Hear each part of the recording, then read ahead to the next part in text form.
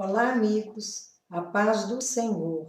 No livro de Mateus, capítulo 9, versículos 18 a 26, em Marcos, capítulo 5, versículos 21 a 43, e também em Lucas, capítulo 8, versículos 40 a 56. Ao regressar Jesus, a multidão o recebeu com alegria, porque todos o estavam esperando. Eis que veio um homem chamado Jairo, que era chefe da sinagoga, e prostrando-se aos pés de Jesus, lhe suplicou que chegasse até a sua casa, pois tinha uma filha única, de uns 12 anos, que estava à morte. Para situar, Jesus estava chegando, já tinha atravessado o mar da Galileia, mas uma multidão já o esperava de outro lado, porque à medida que a fama do Senhor corria, se alastrava, mais pessoas vinham buscá-lo, porque eram pessoas carentes por tipo de enfermidade, de mazelas humanas, problemas psicológicos, e elas todos iam a Jesus, como nós hoje também, que vamos a Jesus e colocamos a seus pés nossos problemas, nossas experiências, e sempre está com o ouvido inclinado para nós, nos socorre. Essa multidão estava aguardando a ajuda, o socorro do Senhor, e eles não arredavam pé daquele lugar. Quando ele chegou, ele foi abordado por um homem chamado Jairo, chefe da sinagoga. Sinagoga é o templo do judeu.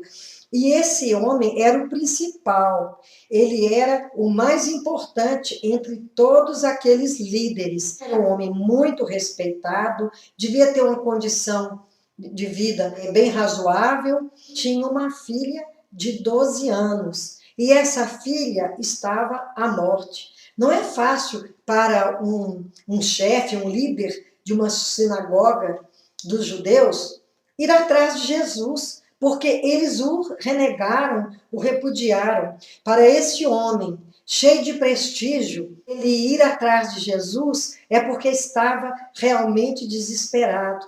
Nós que somos pais e mães, buscamos o que for possível para salvar a vida de nossos filhos. A gente gasta tudo que tem, é assim que amamos, é dedicando a nossa vida e tudo que for possível para a felicidade de nossos filhos. E Jairo não era um pai diferente, ele foi buscar recurso para sua filha que estava à morte.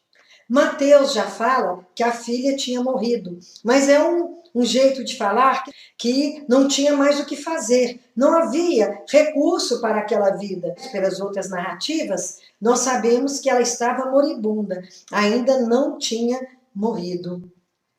Só que acontece um imprevisto. Para Jesus, não, porque nada que Jesus faz ou fez é sem propósito.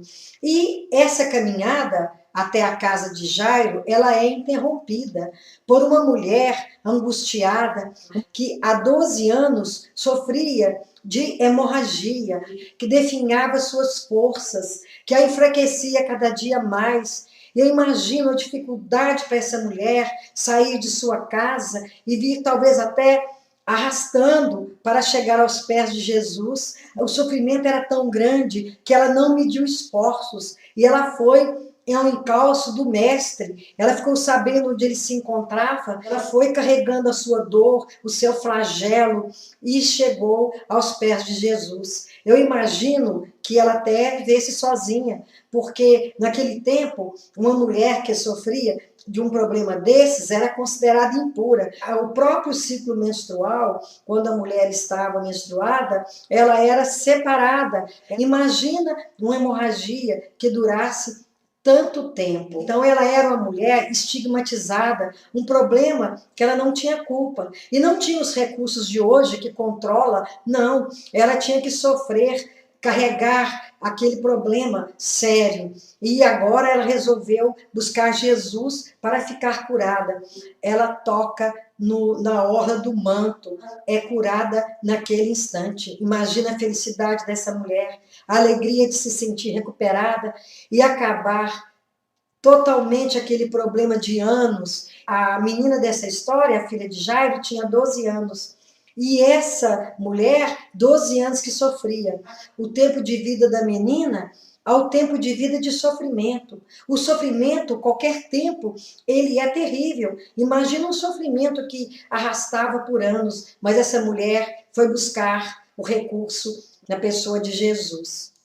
Enquanto ele ia, as multidões o apertavam. Certa mulher, que havia 12 anos vinha sofrendo de uma hemorragia e a quem ninguém tinha podido curar e que gastara com os médicos todos os seus haveres, veio por trás dele e lhe tocou na orla da veste e logo se estancou a hemorragia.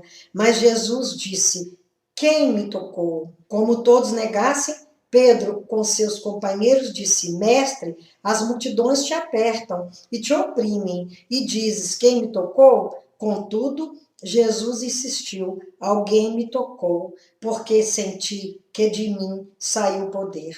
Quando tocamos Jesus com as nossas súplicas, com as nossas orações, com nossos pedidos inflamados, dolorosos, o Senhor se toca, o Senhor vem ao nosso socorro, porque Ele ouve orações, Ele se compadece de nossas dores, não tem dor pequena ou grande, Ele se compadece de seus filhos, Ele se compadece de nós, vem ao nosso encontro, então não temos que procurar outros meios. Logicamente que há problemas que buscamos o socorro da medicina, e é correto, é certo, mas quando não há recurso, quando não há remédio, quando a situação não tem como resolver, o Senhor resolve, porque Ele é Deus do impossível.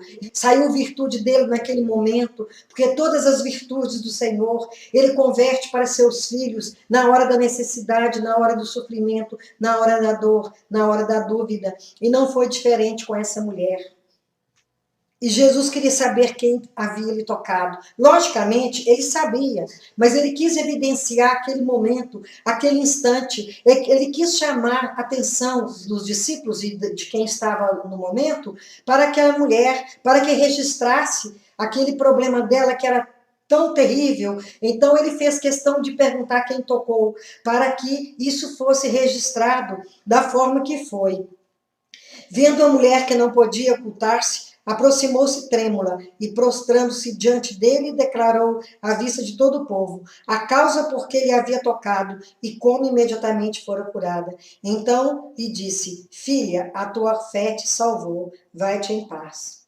Não adianta irmos até Jesus sem fé. Sem fé nós nunca agradaremos ao Senhor Deus. É a fé que indica que nós temos firmeza na existência dele, que nós cremos que ele existe e que ele é galardoador de todos que o temem, de todos que o adoram. E essa mulher o adorou naquele momento.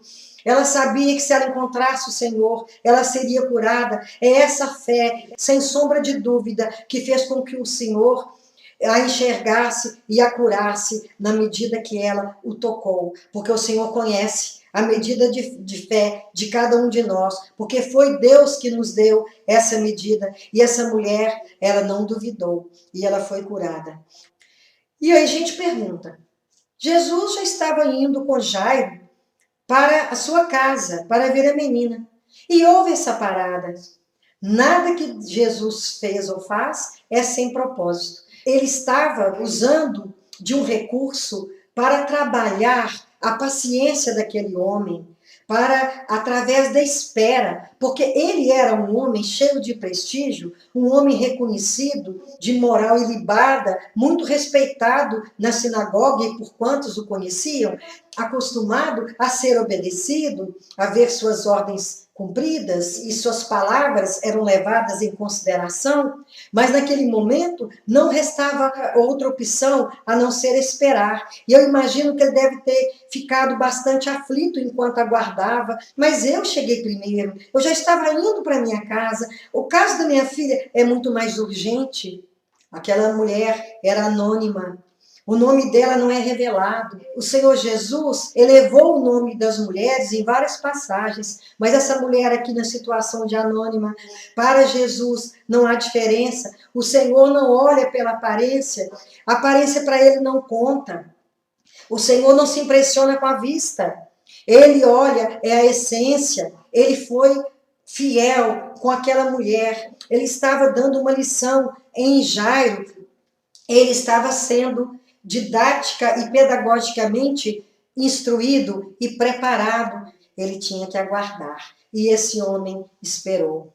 Falava-lhe ainda quando veio uma pessoa da casa do chefe da sinagoga dizendo: Tua filha já está morta, não incomodes mais o mestre. Mas Jesus, ouvindo isto, lhe disse: Não temas, crê somente, e ela será salva.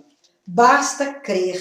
Se crermos, veremos a glória de Deus. E esse homem estava prestes a ver a glória de Deus na sua vida. Ele não falou que neste momento que ele ia ressuscitar. Ele disse que ela seria salva. Salva aqui tem uma importância muito grande, porque todos os milagres que Jesus executou e continua executando, ele faz uma obra completa. Todos que são curados, que são libertos, têm os pecados perdoados. Ela estaria livre não só da morte, da culpa, de tudo que pudesse acompanhar a sua vida. Tendo chegado a casa, a ninguém permitiu que entrasse com ele, senão Pedro, João, Tiago, e bem assim o pai e a mãe da menina. E todos choravam e pranteavam, mas ele disse: Não choreis, ela não está morta, mas dorme. E riram-se dele, porque sabiam que ela estava morta. Naquele momento não tinha dúvida que a menina estivesse morta. Jesus afirmou: ele sabe todas as coisas. Ele sabia que aquela menina seria ressuscitada, seria levantada da morte para a vida. E aquela interrupção que fez Jairo esperar, a gente pensa no tempo de Deus. Quando ele foi levantar Lázaro do sono da morte, demorou mais do que era necessário para que Lázaro morresse e fosse enterrado, para que a glória de Deus fosse revelada ali naquele lugar onde muitas pessoas se converteram. Quando também a Dorcas, quando ela morreu, que eles procuraram, buscaram por Pedro, eles demoraram a encontrar, Pedro veio, a menina estava morta e ela foi ressuscitada. Foi a mesma intenção, para que as pessoas que estavam naquela casa crescem e se alegrassem com o Senhor. O tempo do Senhor é o tempo do seu propósito, e ele sabe a hora, ele sabe o momento, porque Deus é Senhor do tempo. Deus é Senhor de tudo. O senhorio de Deus é perfeito. Então, quando ele disse que a menina estava morta, eles riram dele. Ninguém tinha dúvida. O povo pranteava. Aquela menina, ela devia ser bastante conhecida no meio, logicamente frequentava a sinagoga, tinha muitos amigos, tinha os parentes, tinha muita gente que chorava por uma criança daquela idade, e era a única filha deste homem, era a herança bendita do Senhor naquela casa. Entretanto, ele, tomando-a pela mão, disse-lhe em voz alta: Menina, levanta-te. Quando Jairo chegou para Jesus, Jairo fala que ele fosse à casa dele e impusesse a mão sobre ela. Ele não anda pelo nosso mandado. Nós é que devemos obedecer ao Senhor. Cada milagre que o Senhor fez, ele teve uma dinâmica diferente, uma forma diferente de realizar. O Senhor é que sabe. E ele não impôs a mão sobre ela conforme Jairo havia falado. Ele tomou-a pela mão. É assim que Jesus faz. É no tempo dele, do jeito dele.